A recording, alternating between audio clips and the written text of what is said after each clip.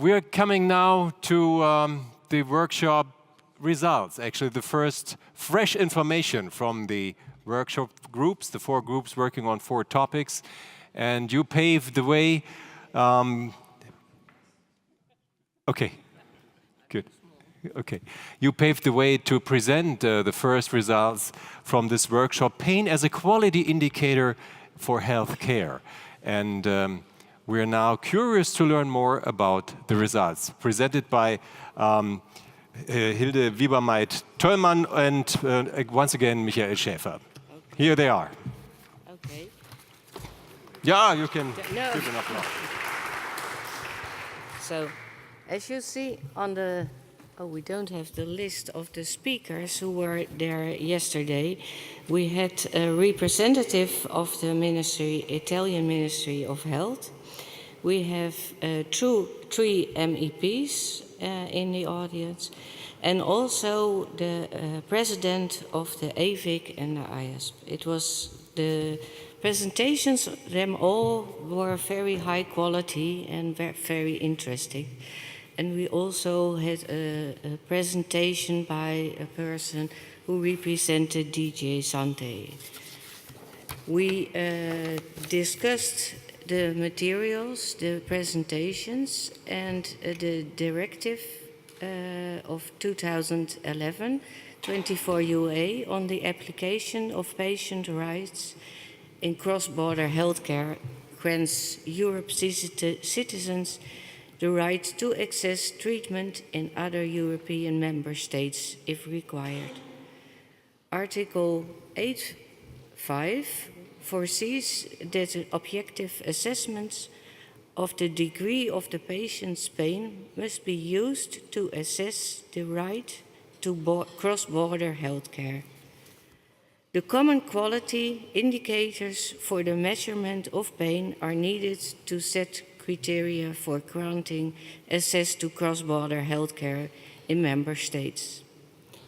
Quality, you can read with me, so it must be much easier maybe.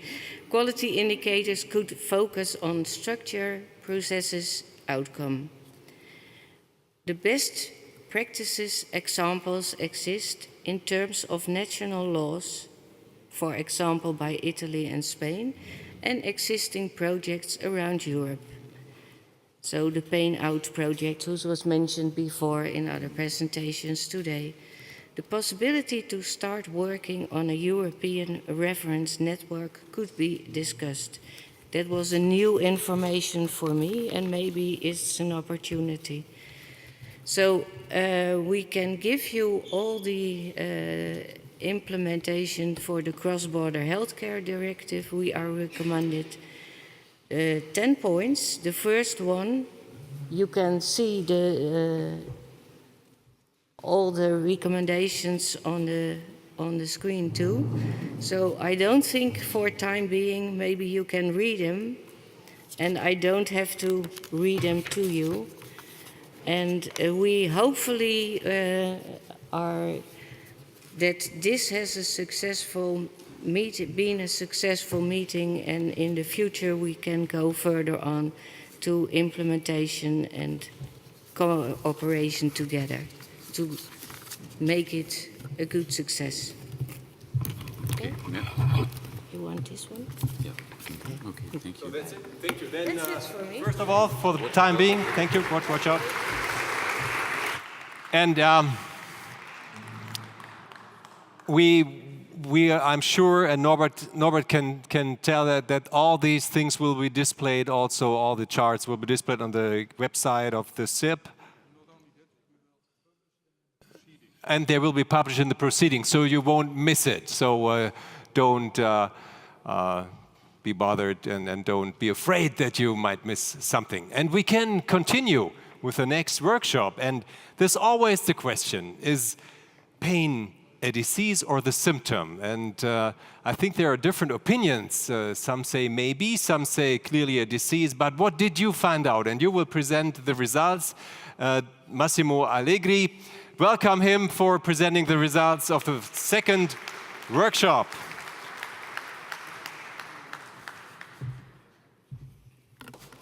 Good morning. I'm speaking on behalf of also of Dr. Boaz, Dr. Mario Mauro, and Professor Tolle.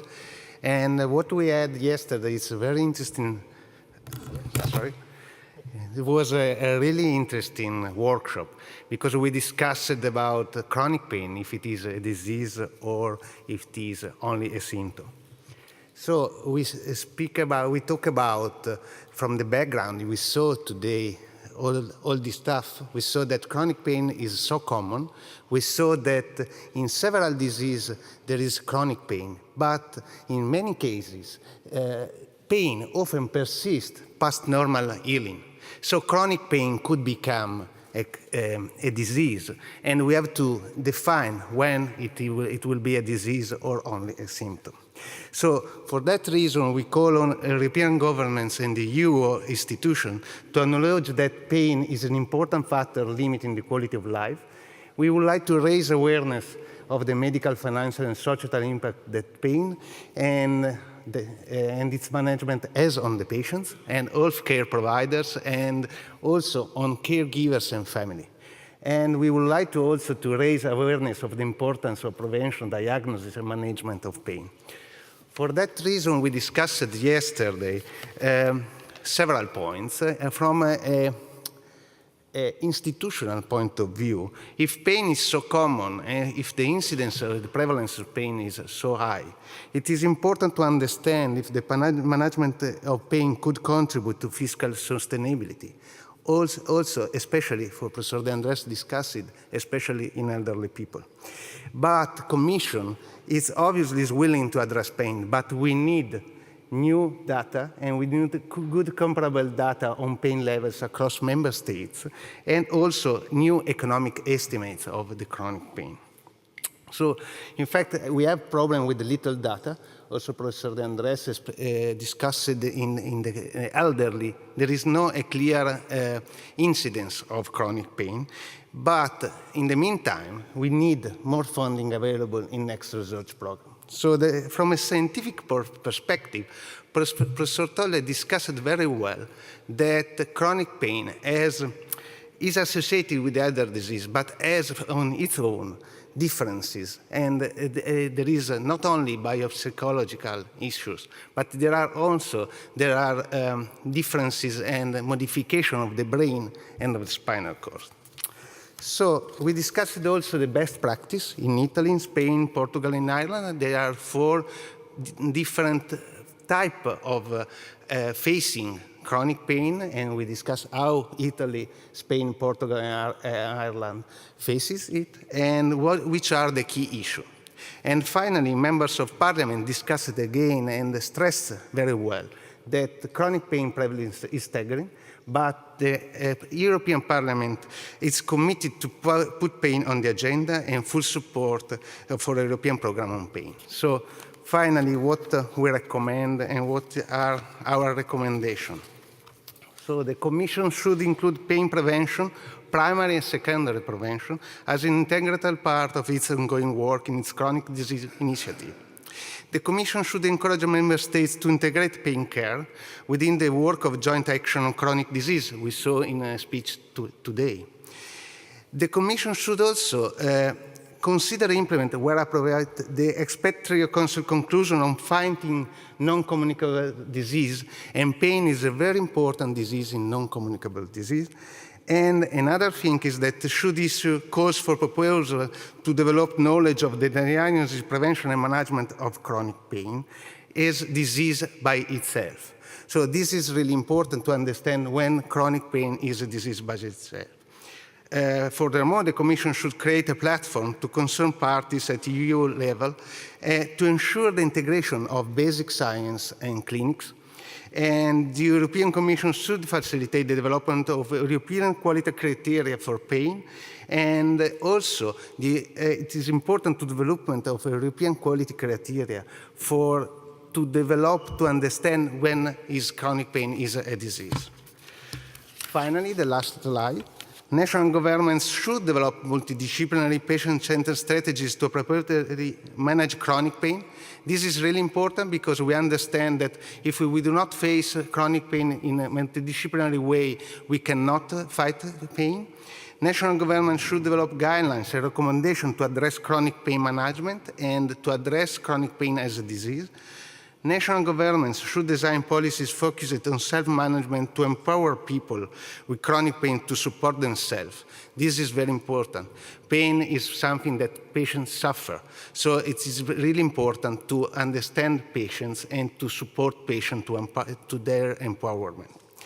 National governments should prioritize pain care within all healthcare professional education and training. We discussed a lot about that. It is really necessary to improve the pain education, not only in the healthcare provider, but also in patients. And finally, national governments should initiate patient education programs, trainings and information campaigns in order to create public awareness of the consequences of chronic pain. Thank you very much. Thank you very much, Massimo.